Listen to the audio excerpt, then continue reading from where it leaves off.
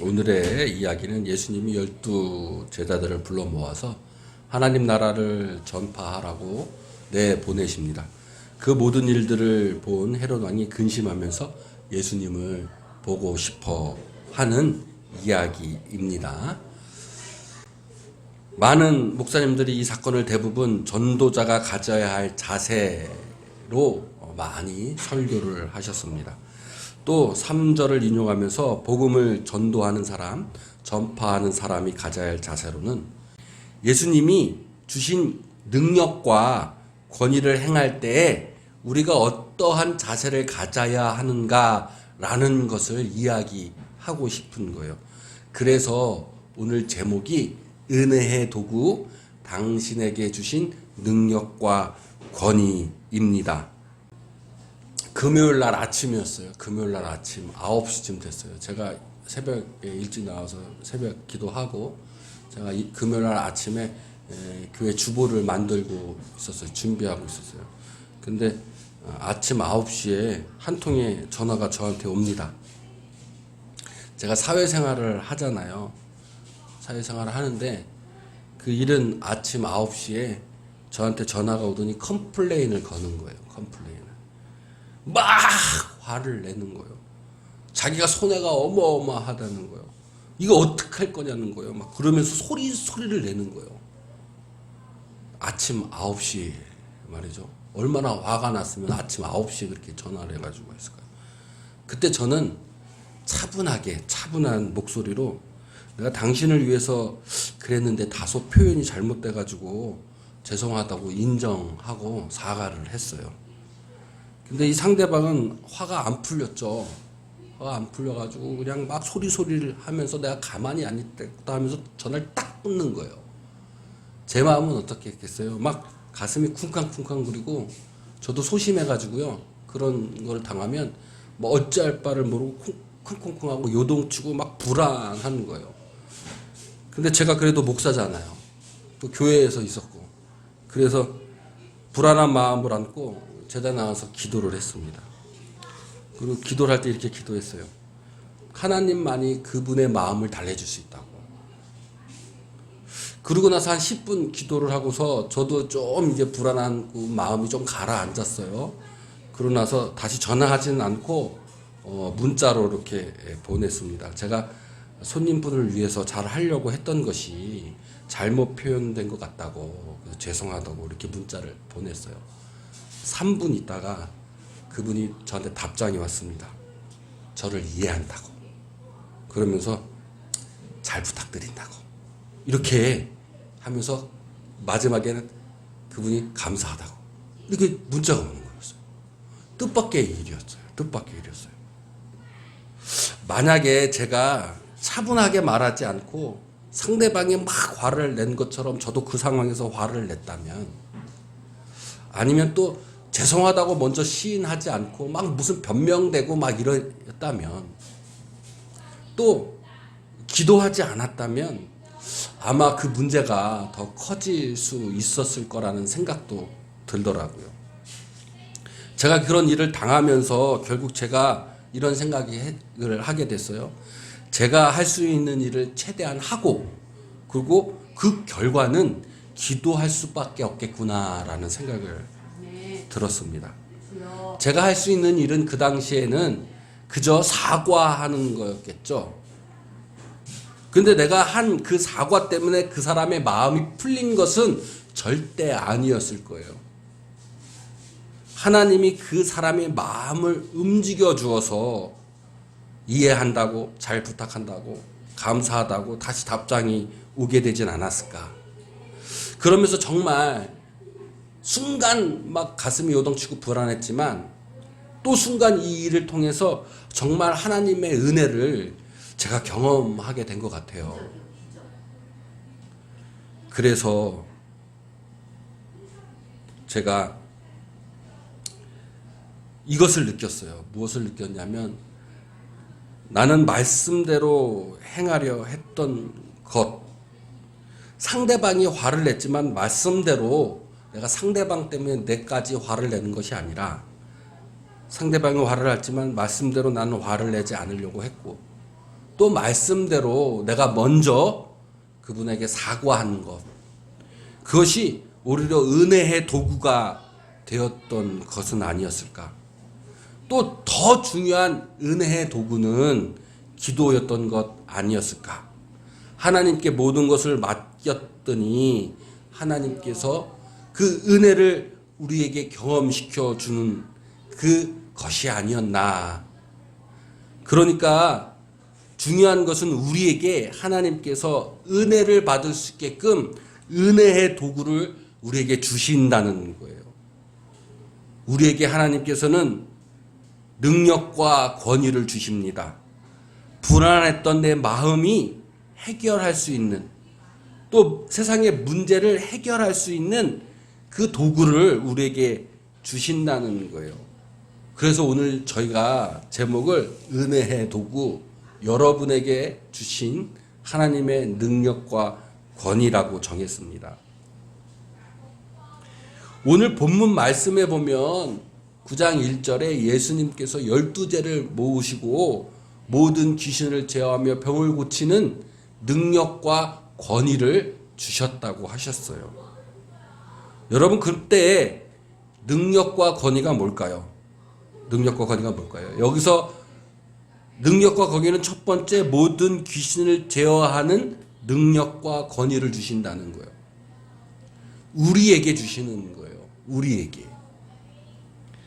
여기서 이 영어 번역본으로 보면 이 모든 귀신을 제어하는 것을 영어로 번역본은 over all the demons 이렇게 얘기해요. 모든 귀신 위에라는 뜻이죠. 헬라어 원어도 에피판타타 다이모니아라는 거예요. 이것을 우리는 제어한다 이렇게 번역을 했습니다. 주님이 우리에게 주신 능력과 권위는 모든 귀신들 위에 있는 능력과 권위라는 거예요. 여러분, 여기서 귀신 다이모니아는 이전에 우리 8장에 군대 귀신에 들린 사람에서 사용된 귀신 다이모니아를 사용했어요. 여러분, 지난 시간에 기억하시나요? 여러분, 이 귀신을 그 지난 시간 때 잘 설명했어요. 이 귀신이 무엇인지. 여러분 기억하세요?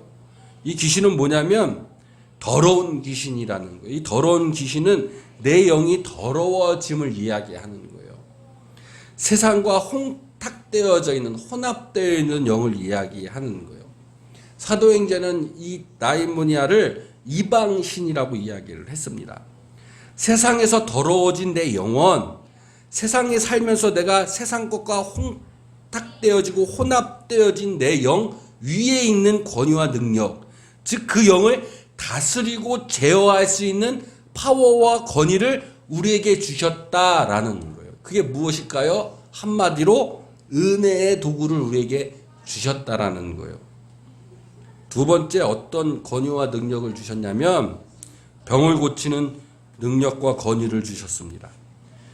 병은 질병인데 헬라어 원어로 노소스예요. 이 노소스는 질병도 이야기하지만 허약함, 아픔, 불안함, 두려움도 이야기합니다.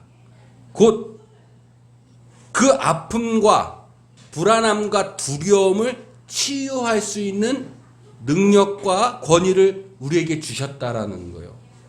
그것이 뭐냐면 바로 은혜의 도구라는 것이죠. 그러면 능력이 무엇일까요? 능력은 파워잖아요. 원어로 다나미스예요. 다나미스는 참 중요한 단어인데 굉장히 많이 쓰여 있죠. 힘이고 에너지고 강력한 행위입니다. 이것은 하나님을 통해서 할 수 있는 능력, 하나님을 통한 능력, 할 수 있다라고 할 수 있는 능력인 거예요. 권위는 원어로 엑수시아예요. 행동할 수 있는 힘을 이야기합니다. 엑수는 밖으로라는 뜻이고 수시아는 어떤 권리나 특권을 이야기하는 거예요. 그러니까 권위는 하나님이 성도들에게 주시는, 즉 세상 밖에서 주시는 특권이고 행동할 수 있는 힘이며 파워며 권한이라는 뜻을 갖고 있어요. 그래서 이것을 종합해 보면 세상에 우리가 살면서 하나님이 주시는 능력을, 또 권위를, 또 특권을 우리에게 주셨다라는 거죠. 그것은 하나님이 우리에게 은혜를 받을 수 있는, 은혜를 받게 하는 어떠한 특별한 도구를 주셨다라는 거예요. 은혜의 도구인 거죠. 이 도구를 언제 주셨냐면, 귀신 제어하는 것처럼 세상이 혼탁해진 내 영혼이 될 때, 세상에서 내가 혼합되어져 있는 내 삶을 발견할 때, 그 혼탁해진 내 영, 혼합된 영, 그 영을 다스리고 제어할 수 있어서 깨끗하게 할 수 있는 그 은혜, 그것을 은혜의 도구로 우리에게 주셨다라는 거죠. 두 번째, 세상에 살면서 내가 질병, 아픔, 두려움, 불안감이 생겼을 때 그것을 치유케 하는 은혜의 도구를 우리에게 주셨다라는 거예요. 은혜의 도구입니다. 도구인 거예요. 예수님 당시에는 말씀을 믿지 않는 사람들에게 은혜를 주기 위해서, 은혜를 받기 위해서 사용한 도구가 귀신을 제어하고 병을 고치는 것으로 도구 삼아서 하나님의 은혜를 전했던 것이겠죠? 이것은 도구예요. 도구는 목적을 위해서 사용되는 겁니다. 자, 나무 베는 것이 목적이라면 도구는 뭐겠어요? 어떤 사람은 도끼를 사용할 수 있고 톱을 사용할 수 있고 칼을 사용할 수 있는 거예요. 즉 귀신을 제어하고 병을 고치는 것은 도구인 거예요. 도구는 다양할 수 있습니다. 그런데 우리는 너무 도구에만 관심 가지면 안 됩니다. 목적은 뭡니까? 말씀이고 복음이고 바로 은혜 받는 것이에요. 그래서 누가복음 9장 2절에 하나님 나라를 전파하며 앓는 자를 고치게 하려고 보내신 거예요. 무엇을? 그 도구를 가지고. 하나님이 우리에게 주시는 은혜의 도구, 능력과 권위를 우리에게 주셨다는 거예요. 그것을 가지고 행할 수 있는 능력을 주셨다는 것이죠. 자, 여기서 앓는 자는 아네테네스예요. 즉 목적은 하나님 나라, 그것을 전파하는 것이 목적이죠. 앓는 자를 고치는 것이 목적이에요. 하나님 나라를 전파하는 건 복음, 말씀, 은혜를 말하는 거죠. 앓는 자는 아네테네스인데 이것은 그냥 질병을 갖고 있는 사람을 뜻하는 것이 아니라 힘이 없는 자, 약한 자, 허약한 자를 뜻하는 거예요. 그러니까 원래대로 번역을 하면 가난한 자, 약한 자를 치유하게 하려는 목적으로 우리에게 은혜의 도구를 주셨다라는 것이죠.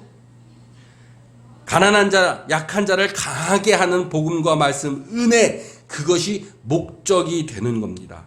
우리는 목적을 위해 도구를 사용합니다. 그러나 이 도구도 중요한 거예요. 도구는 여러 가지일 수 있습니다.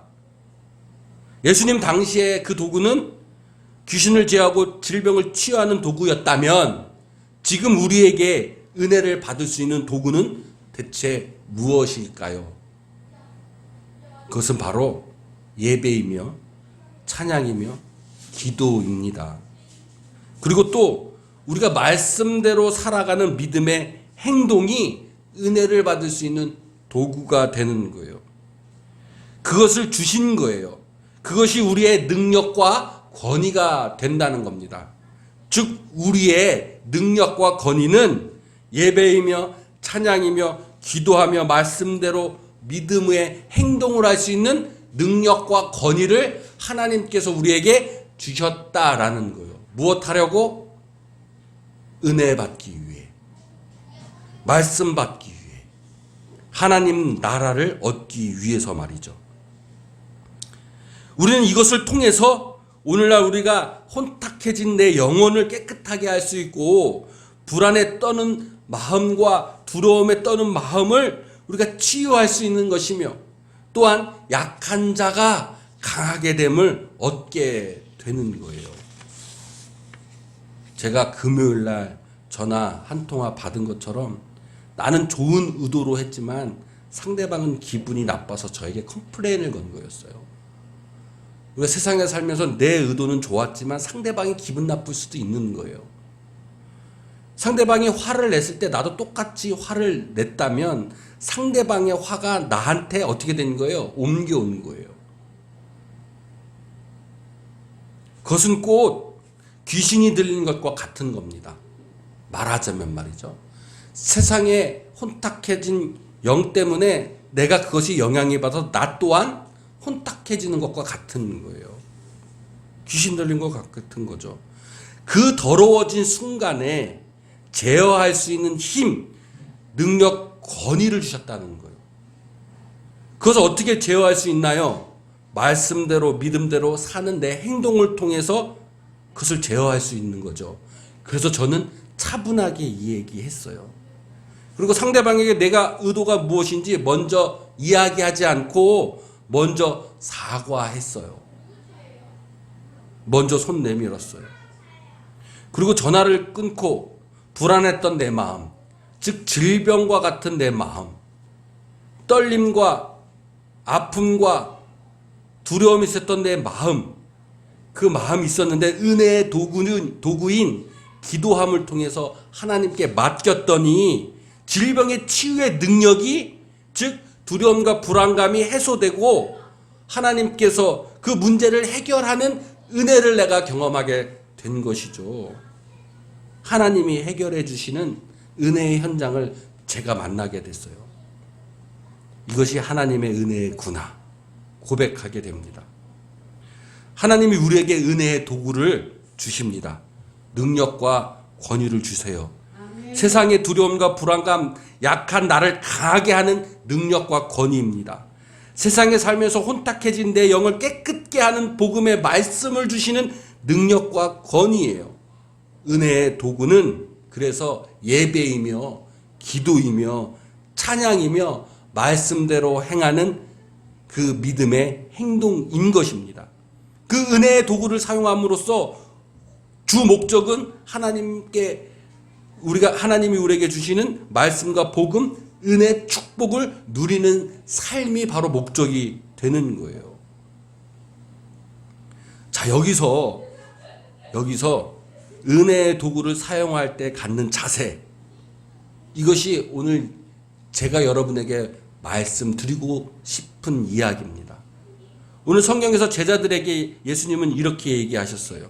누가복음 9장 3절에 여행을 할 때, 즉 은혜의 도구를 가지고 갈 때에 아무것도 가지지 말라라고 합니다. 많은 목사님들이 전도할 때 행할 자세로 전도할 때 아무것도 가지지 말라고 많이들 설교합니다.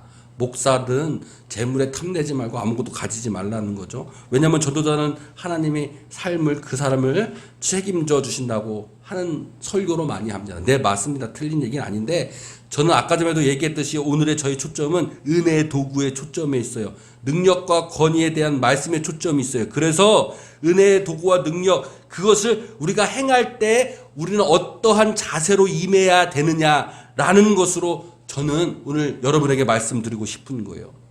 아까 전에도 말씀드렸듯이 은혜의 도구가 예배, 기도, 찬양, 말씀 또 믿음의 행동이라고 한다면 우리가 예배 드리고 기도하고 말씀 듣고 믿음의 행동을 하기 전에 우리가 가져야 할 마음의 자세가 어떤 것이라는 거죠. 그 첫 번째, 아무것도 가지지 말아야 합니다. 우리가 예배 드리고 기도하고 찬양하고 말씀 듣고 믿음의 행동할 때 내 것을 가지고 있으면 안 된다는 거예요. 은혜의 도구 자리에서 내 것을 가지고 가면 하나님의 은혜를 부어줄 수 없기 때문입니다. 내 것이 없었을 때 하나님이 주시는 거예요. 또 내 것이 아니기 때문에 하나님이 주신 은혜를 나누어주고 헌신할 수 있습니다. 우리 예배의 자리에 나올 때 내 것을 가지고 나오지 마세요. 아무것도 가지고 나오지 마세요. 나를 비우고 나오세요. 기도할 때, 은혜의 도구인 기도를 할 때 내 것을 가지고 기도하지 마세요. 아무것도 가지지 말고 하나님 앞에 나와 기도하세요.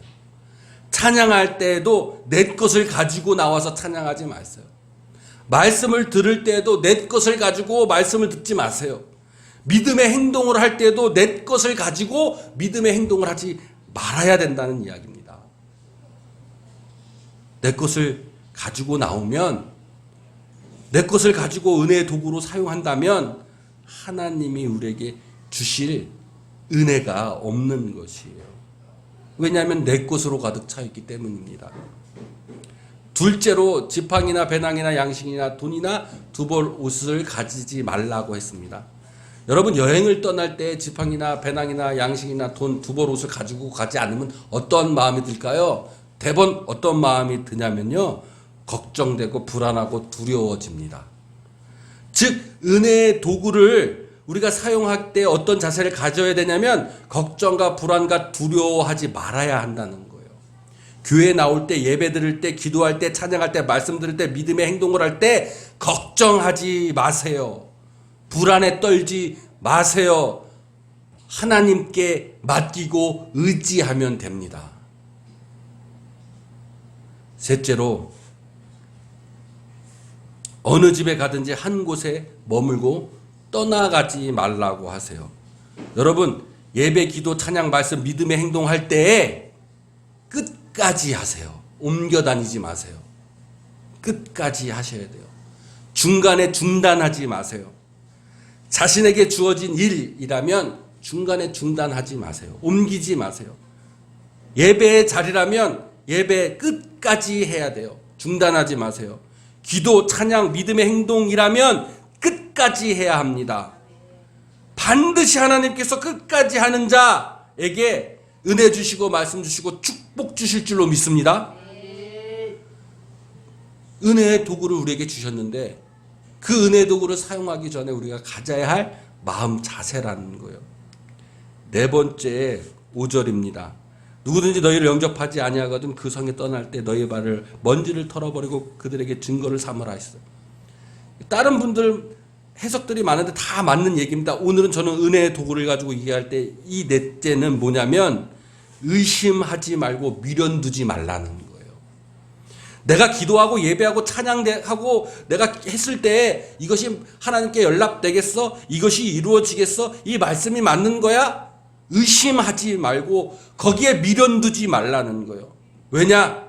하나님이 하시기 때문에 그러는 거예요. 내가 하는 것이 아니라, 내가 이루는 것이 아니라 하나님이 이루시는 거기 때문에 그것들을 의심하지 말고 미련 두지 말고 예배하고 기도하고 찬양하고 믿음의 행동을 했을 때 하나님께서 우리에게 은혜 부어주신다는 거예요. 여러분, 오늘 말씀에 마지막에 세상의 왕 헤롯은 두려워 떱니다. 그러나 하늘의 왕 하나님 나라는 이 일을 했을 때 기뻐하는 거예요. 말씀을 정리할게요. 하나님은 우리에게 은혜의 도구를 주십니다. 능력과 권위를 우리에게 주셔요. 우리 기도할 수 있습니다. 믿는 자에게 주시는 능력과 특권이며 권위인 거예요. 기도는 우리 찬양할 수 있습니다. 찬양할 수 있습니다. 이 찬양은 믿는 자에게 주시는 능력과 특권과 권위인 거예요. 우리 예배할 수 있어요. 이 예배는 믿는 자에게 주시는 능력과 특권과 권위예요. 우리 말씀대로 행할 수 있어요. 이것은 믿는 자에게 주시는 능력과 권위와 특권입니다.